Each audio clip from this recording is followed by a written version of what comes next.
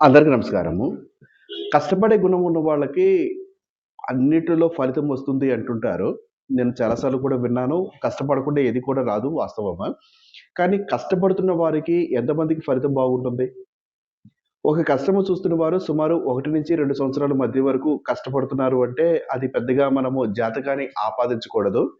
జాతకానికి ఆపాదించాలంటే ముఖ్యంగా 1.5 సంవత్సరము, 2 సంవత్సరాలు దాటిన తర్వాత కూడా మనము ఎంత కష్టపడుతున్నా ఫలితం రావటం లేదంటే ఖచ్చితంగా జాతక పరిశీలన చేపించుకోవాలి.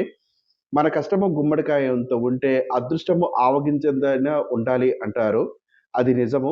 ఆ ఆవగింజ ఏమిటంటే మన గ్రహ పరిస్థితులు. మనం పుట్టినప్పుడు ఉన్నటువంటి గ్రహ పరిస్థితుల ఆధారంగా లేదా పుట్టినరోజు వివరము లేని వారికి ఆ రోజు ఉన్నటువంటి గోచారము, లేదా పుట్టినప్పుడు ఉన్నటువంటి గోచారము, లేదా రాశి బలం ప్రకారము కూడా పేరు బలం ప్రకారం అంటాము కదా! మంచి జరగడానికి అవకాశం ఉంటుంది.